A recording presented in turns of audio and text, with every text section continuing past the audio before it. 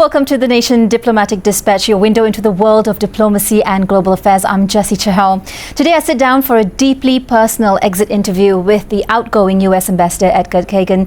Your Excellency, 35 years of global service and 2 significant tours here in Malaysia.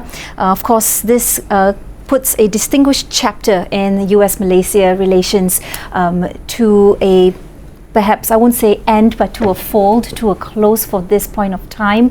You know, I was looking forward to always having you in this seat, but I think this might be one of the, few last times having you here in the studio. How do you feel about leaving Malaysia after your time? I'm heartbroken. This is my second time going through this, and it was really hard leaving the first time. It's even harder the second time. We've loved Malaysia. We have had such incredible experiences here as a family. I've seen my children grow up here in a lot of ways. I've seen, our family have just incredible experiences.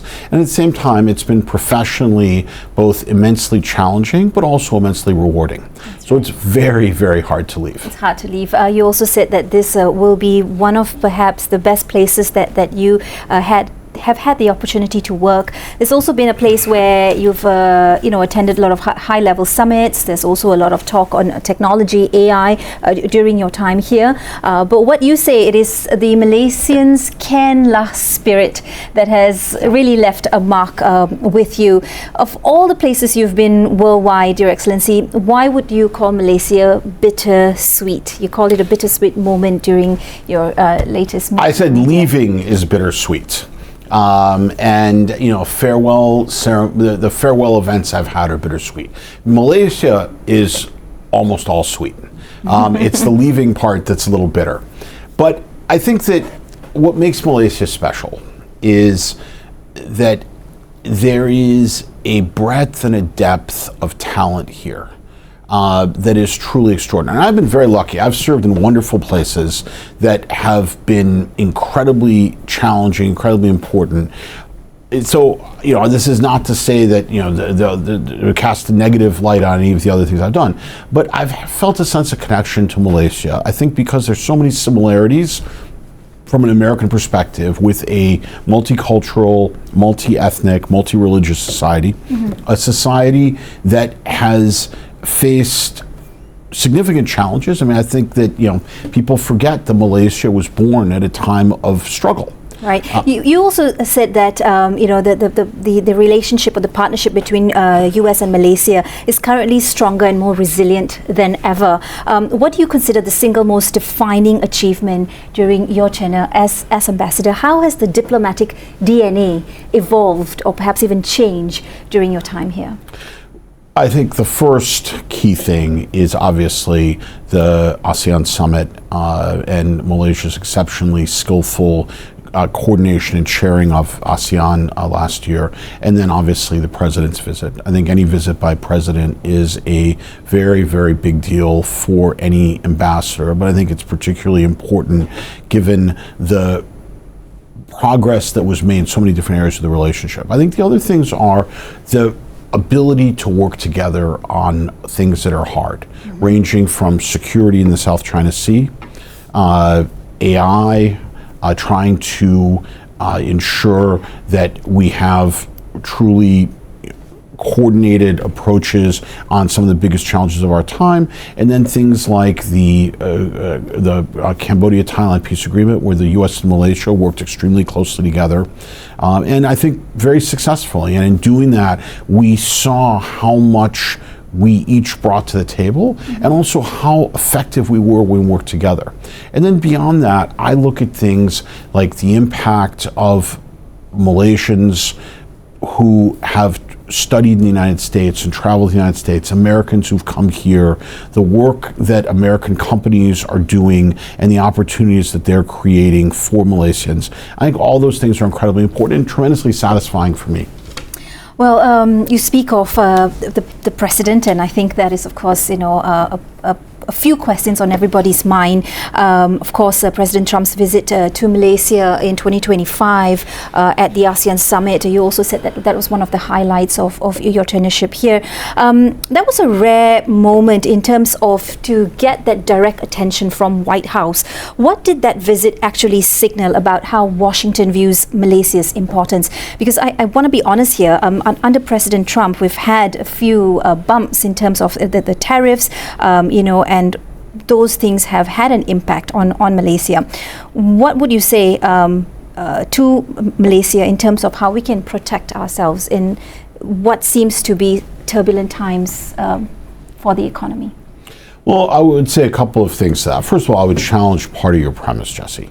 And I'm a little scared to do that because I have tremendous respect for you. But I'll say, I think that what's very clear is, number one, the tariffs weren't singling out Malaysia. U.S. imposed tariffs on countries around the world. And you can agree with it, you can disagree with it. Very clearly, the president was very consistent in signaling he was going to do this. He was elected in no small part on a platform of doing this. So I don't think it was a surprise. But I would very much disagree with the idea that this in any way singled out Malaysia. In fact, you can see Malaysia was treated largely in a similar way to countries in the region and around the world. I think that what's significant is when you look closely at the data from last year. First of all, the preliminary data suggests Malaysia's economy grew at around 4.9% for the year. That's a good number. It's a particularly good number when you go back to April and you see what predictions there were about what the impact would be on Malaysia's growth. Most people expected it would knock a point or two off Malaysia's growth. It clearly didn't. And I think if you look closely at the data, you can see why. U.S. exports to Malaysia increased by about 8% last year. Malaysian exports to the U.S. increased by about 14%. I think maybe it's 14.5. Those are very good numbers. That's very solid growth. So it goes completely against the expectation that somehow tariffs would lead to a huge drop in Malaysia's exports to the U.S. I think that you can also see continued investment by American firms in their Malaysian operations and confidence in Malaysia as a place to do business. So I think that the way I would step back is the president coming here was a sign of his recognition of the importance of Southeast Asia and the importance of ASEAN and the importance of Malaysia, that Malaysia was worth coming to. Now, I think that that's something that caught a lot of people by surprise. But I think that the real thing that was significant was when he came, this was an extremely productive stop. There were very significant agreements that I think that reflect the breadth and depth of the relationship. So this wasn't purely symbolic. And I want to come to ART, which is the agreement that was signed late last year as well.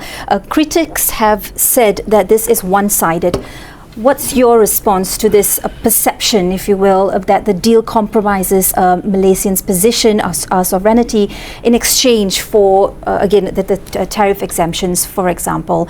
I don't know you've said a lot in the press, but perhaps before you leave. I can say it again. Formal. The old Henry Kissinger line, not everyone everything has been said, but not everyone has said it yet. In my case, it's the opposite. Look, I'll say what I said before. I think, first of all, the idea that it compromises Malaysia's sovereignty, I can't speak to that. Malaysians have to make that decision. I think the Malaysian government exercised its authority to commit to the agreement because I think it believes that this was right for Malaysia. And I think that if you look at it closely, and I think you have to make a distinction. A lot of the people who are criticizing this have a very strong political motive to criticize it. You said earlier that Malaysia has been a sweet experience for you.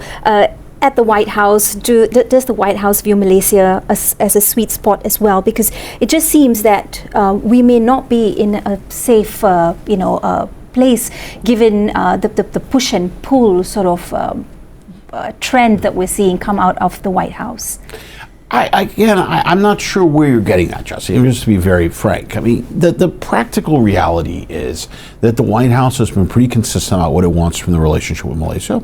I think it's also made clear it's willing to invest in this relationship, including with what is any White House's most precious commodity, which is the president's time. I would argue it's quite significant. The president left Malaysia very, very impressed. So to the point where he's continued to say very positive things about Malaysia in subsequent engagements. The reality is, I think that what Malaysia is doing is exactly the right approach, which is Malaysia is trying to build as many strong relationships as it can. I think that building a strong relationship with the United States makes a huge amount of sense, given the importance of the United States to Malaysia as an economic partner and as a security partner. Okay, let's talk about BRICS. I think a couple of months ago as well, you did mention that the US respects Malaysia's right to explore BRICS, but you also warned of red lines, quote unquote. Perhaps you could give us a better understanding as to what you truly meant with these clear red lines. What makes a red line for the US? I think the president has been very clear about what he sees as red lines, and I don't want to try and elucidate what beyond. What would trigger a red line? Because now with art in motion, he's been very clear about anything that seeks to significantly change the role of the US dollar. And trying to come up with substitutes for that. If BRICS countries do that, they're obviously welcome to do that, but they should not expect to be able to continue to have a positive economic relationship with the United States if they do. So I think that look, there are some circumstances where it's possible that there might be some economic benefit for Malaysia from joining BRICS. That's something that Malaysians have to decide. And look, if there is a possibility, however slim, that there might be economic benefit from it, I think it makes sense for Malaysia to look at it. I think that the real question is, what are the trade-offs? And I think that the trade-offs, in my view, are that what is BRICS going to deliver? BRICS, as you know, is a deeply divided organization. As it has grown, it has become less cohesive, and there are some real differences at the heart of some of the original members. So I think the question is, what is best for Malaysia? Does Malaysia get tangible benefit from it? And I think that the reality is that right now that's very much in doubt. Whereas the importance of the U.S. economic relationship, and I would argue the economic relationship not just with the United States, but with many other Western partners, is extremely clear that this is very significant for Malaysia.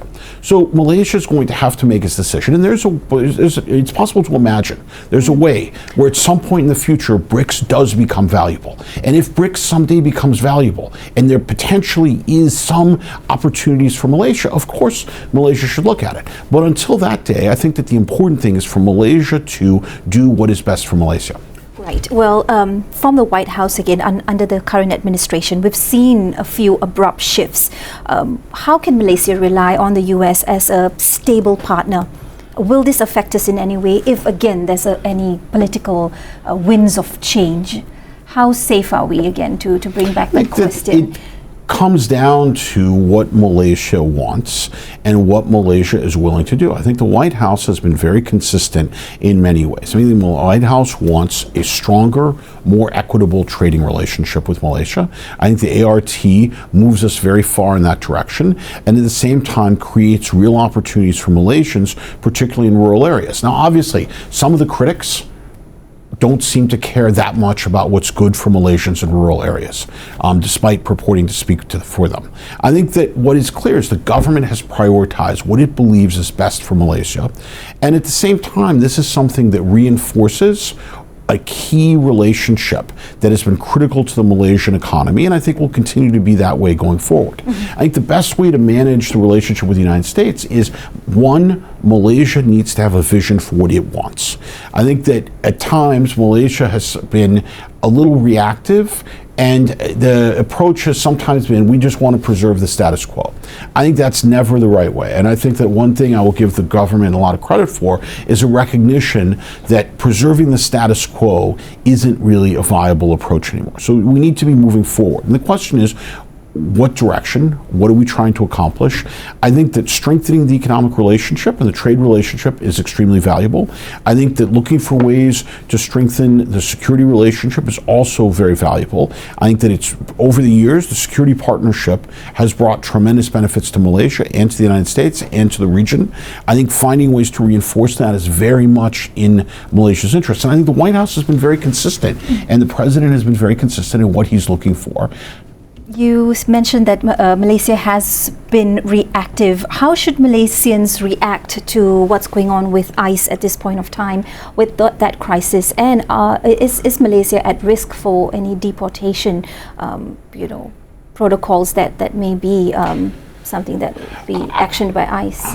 Look, I think number one, Malaysians have over the years had a very, very low incidence of overstaying visas, and there's a very, very low rate of visa fraud. I think that's something that reflects both Malaysia's prosperity as well as the commitment that Malaysians have to Malaysia.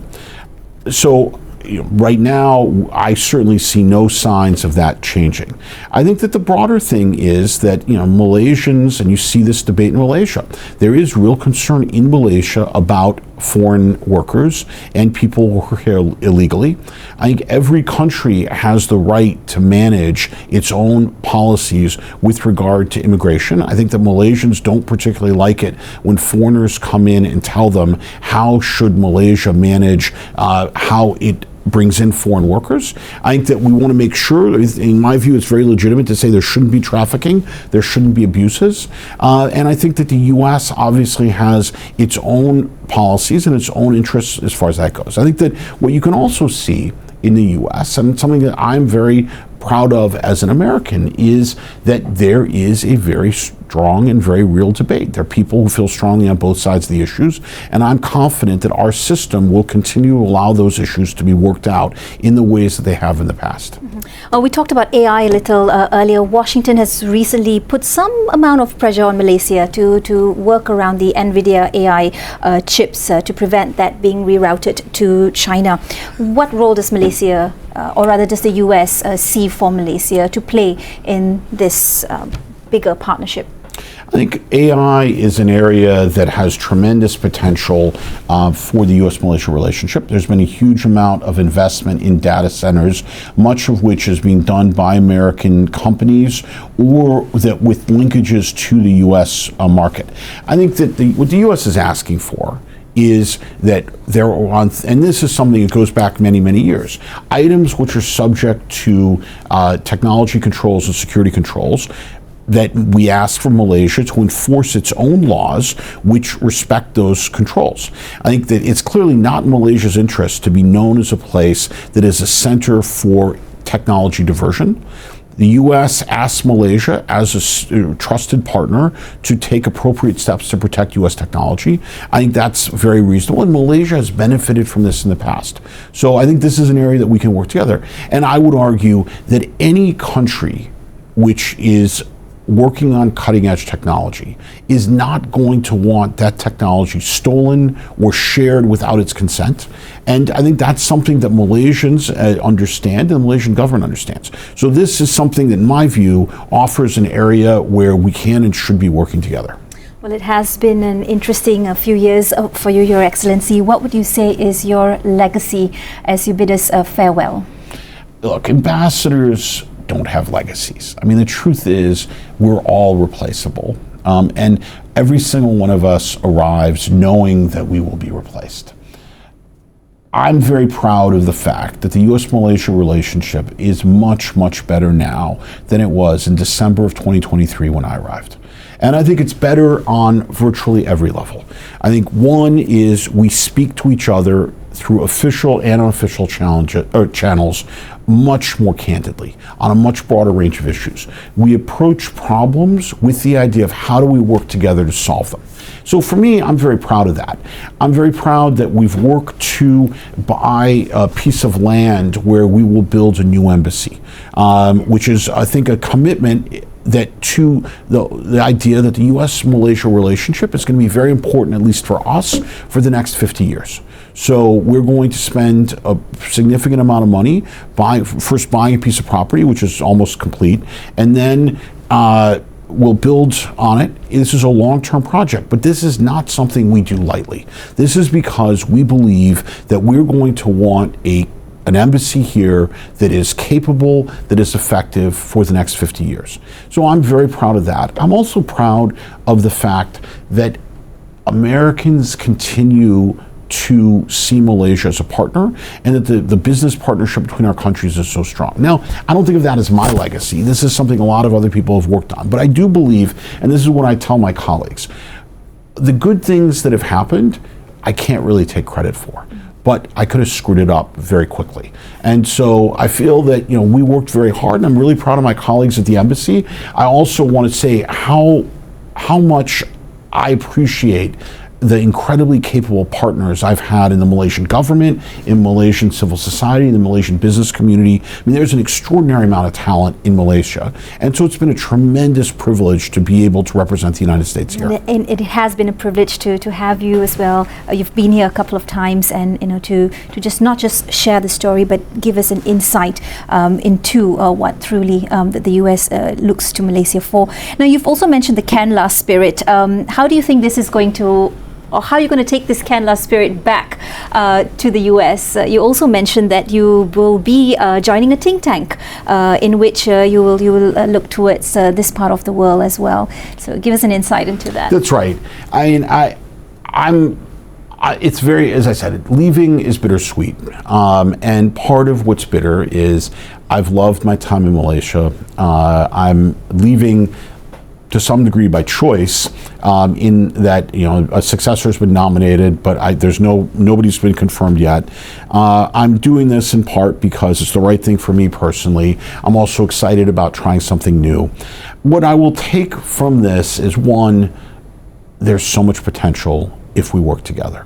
And that working together doesn't mean agreeing on everything. It doesn't mean saying, Jesse, you and I have to think exactly the same way.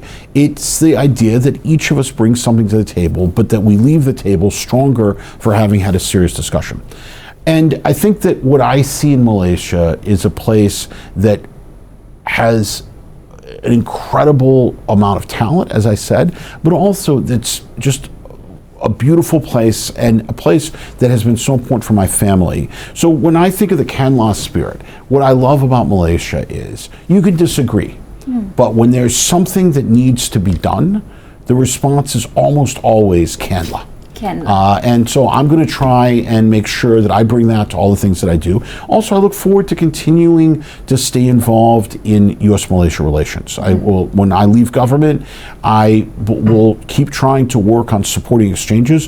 One of the things I've worked very hard on is trying to bring more Americans to study in Malaysia, because I think that it would be great if we could get more Americans to come here as students and to learn about Malaysia, but learn about Asia from a platform in Malaysia. And so I will leave here very much with an appreciation also of the power of diversity.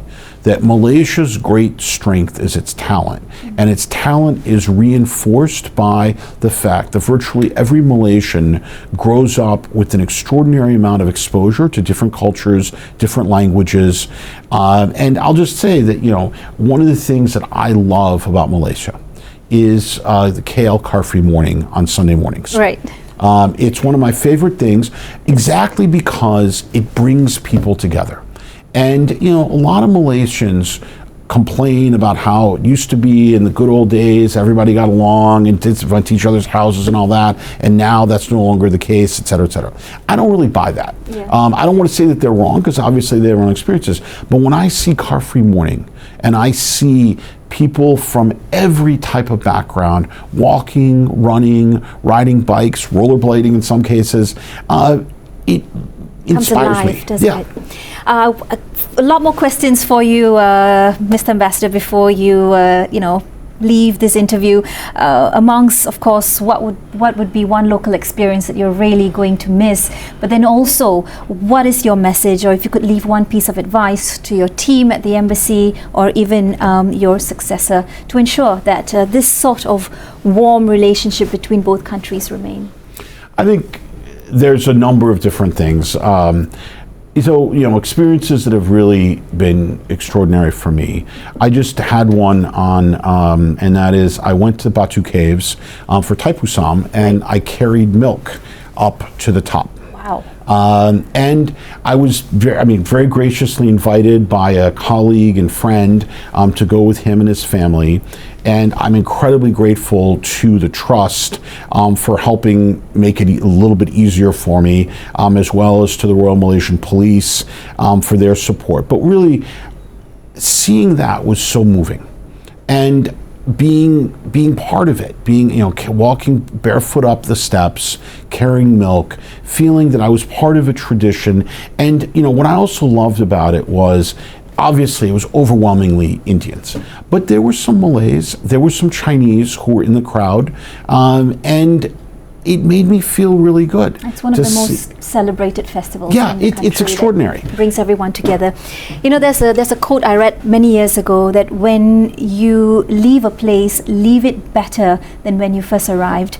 Mr. Ambassador, I think you've done just that, and you've built a wonderful bridge between two nations. And so on behalf of Malaysia, thank you very much. We will definitely miss your presence and your friendship. Thank you very much, Jessie, and I will miss Malaysia, and I look forward to coming back as a private citizen and getting to do only fun things and not having to do all the official things, so some of which are fun, but it's not quite the same. Thank you, Jessie. Very much. Well, that's it from the both of us right here at the studio. Ambassador KAGAN, Jessie Chahal signing off. Thanks for being with us. Thanks for watching. Bye-bye.